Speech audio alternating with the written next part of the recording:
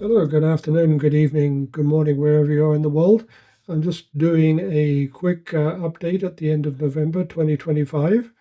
And the first thing that we're looking at in the, excuse me, in the video here is imperfectly imperfect frozen fruits, which I've referred to before in terms of the blueberries, which I use in my breakfast almost every day.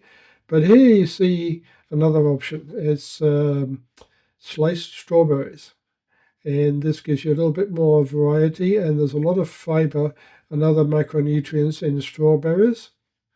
And then as the video moves along, we also get to the berry blend, blueberries, blackberries, cranberries, and strawberries again.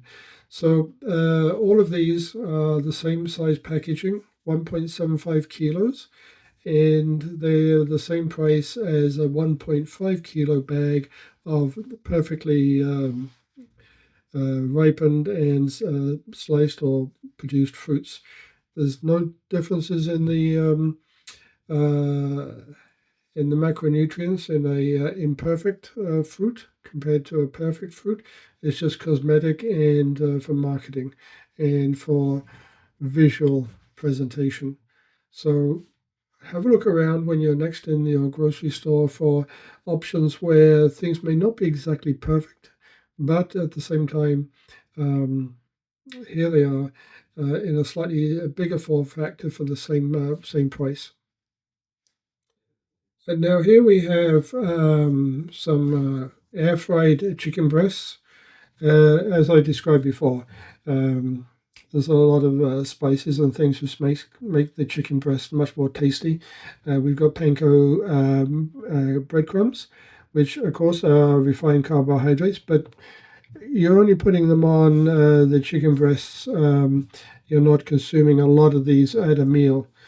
We've got garlic powder, we've got Himalayan pink salt, we've got black pepper, fresh cracked black pepper, we've got cayenne pepper for a little bit of heat, and we've also got paprika.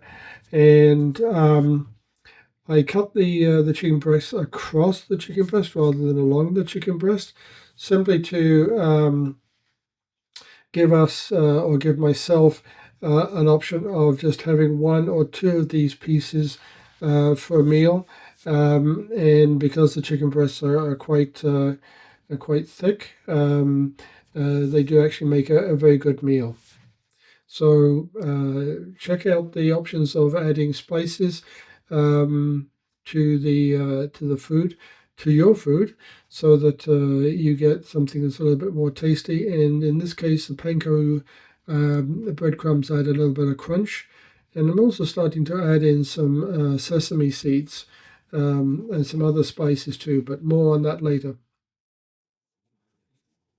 So here we are with some pictures looking down a very straight road. It's a very quiet, peaceful road.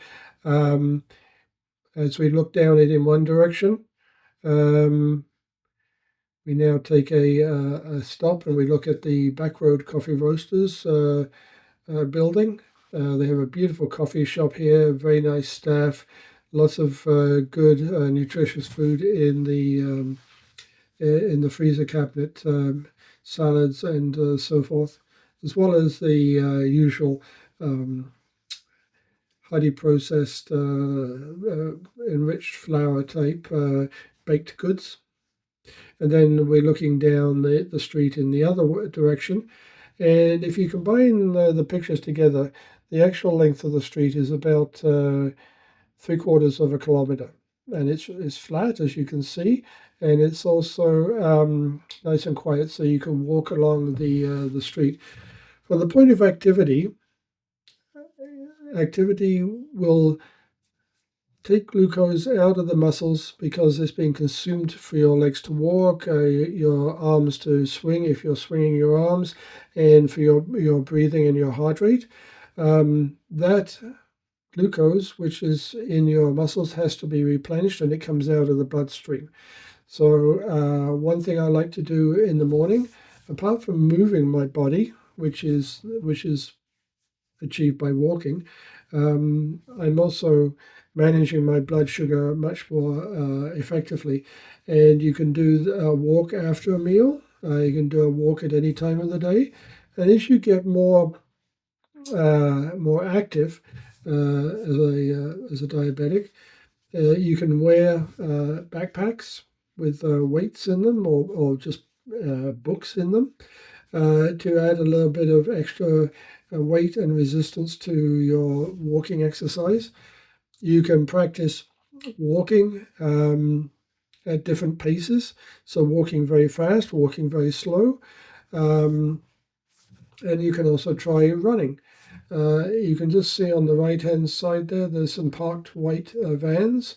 The light that is shining on the parking spot in front of that building, that is actually a CrossFit gym. And there's another regular gym not far away from this road. But start off with something easy, and walking is the easiest thing to start off with when you're looking to build activity um, uh, into your lifestyle. And that's really what I did when I lost so much. I lost so much on my blood glucose levels, and now I'm off medication. I'm off CGM monitoring. I'm just monitoring um, my blood sugar levels through diet and activity. Of course, there are other nice places to go and walk, even at this time of the year in the fall in Canada. Um, Here we have a snapshot of some park benches and a picnic table, and a little bit of a nice path that winds through this park. Um, And of course, in the second picture, you can see that there's a bit of a slope here. This adds resistance to your forward movement and makes walking a little bit more taxing on the system. And everything put together, the loop around this piece of land that juts out into Lake Ontario is just over a kilometre long. And once again, you can take a lot of relaxing walks, and you can also pick up your speed, and you can also be carrying something. A backpack is the most sensible thing to be carrying. Um, One of the things that I did notice just recently is some women doing some exercises along that first street that I showed you. They stopped for a coffee and they were wearing rucking vests.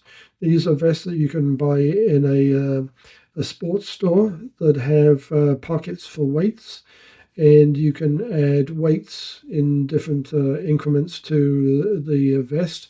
And it is a very comfortable way to carry that weight and add resistance to your to your walking. And finally, we have a picture here of someone relaxing, looking out at the lake, and this is actually at the end of that walking path, which you just saw in the previous slide. They're sitting there, they're relaxing, they're taking in the scene, they're enjoying nature, they're resting and relaxing. Don't make your activity a chore. Don't make it stressful. Stressful things release cortisol, and cortisol is, as we've already discovered, rather bad for a diabetic.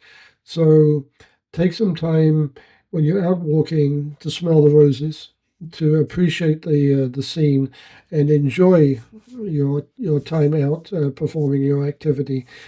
Just the same as if you choose to enroll in a gym, or like right now, it's in Canada, it's coming up to December, it's already like 0 Celsius, and going to a gym, walking on the treadmill, using the stair climber, using a stationary bike to build in that activity, and lifting weights. Make sure they're small. Make sure that you understand the form of your exercise. But don't make it a chore. Don't make it something difficult or something that has to be performed. It is intended to bring relaxation and development to your combat of type 2 diabetes and pre-diabetes and type 1 diabetes. Enjoy the activity. Don't struggle with it. And if you are finding you're struggling, ask somebody to help you. Get some help. So there you are. That's the November update. Enjoy, take care, and talk to you later. Bye now.